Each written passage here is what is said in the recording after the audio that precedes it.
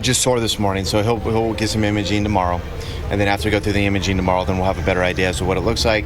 I do know it does sound like, talking to Scott, our trainer, that there's a little bit of progress, maybe feeling a tick better, but he'll be out today. How impressed have you been with Machín, what he's done down there after seeing him in spring training at the way down? It's a good story, for a guy to he got a shot in the big leagues in Oakland, played pretty good there. Ended up kind of heading down to, I think it was Mexico, and absolutely torched that league, looks like for a couple years. Then kind of gets another shot here in Norfolk and, puts up dang near a 300 number and swings the bat good, hits some homers, does great. It's always a good story.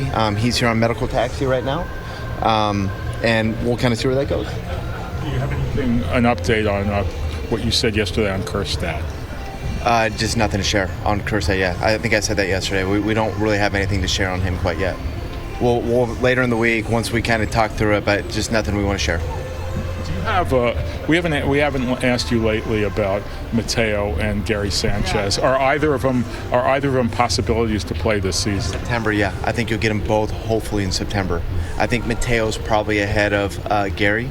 The catching thing with the knee for Gary's a little bit different, but it sounds like Georgie's been running here a little bit lately and starting to get up to some higher speeds on the ground. So I fully expect to see Mateo, as early as early September, possibly, if all goes perfectly well. What have you been seeing from Calzer at the plate recently? Just struggling right now. It's just, trying to figure out the swing a little bit. It's getting beat up. It's real. He knows it. He's going through it. Fighting confidence right now. Just trying to be consistent at bat to bat. I like the game he had there today in Chicago. You felt pretty good about that.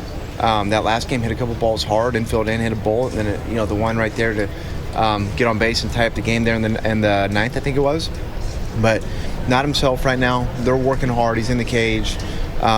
We're confident he'll get out of it, but just not himself right now. Tony, with the Jackson holiday, obviously the biggest thing having him play every day is, it seems like, getting him comfortable hitting lefties as well. And the process numbers are up pretty significantly, probably the production not where you're looking for. But I'm wondering what you're seeing out of his approach against lefties and whether you feel like that's sort of the next barrier to entry for him. Yeah, we've seen him swing the bat really well against lefties at times this year, and I think, all 21-year-old kids, he's going through times where he's got it and then times where he doesn't have it. So, I think lately, lefties and righties, he hasn't quite been himself, and I think that's okay. I think we probably see guys like Kyle Schwarber that go through little periods of time where they're not quite themselves.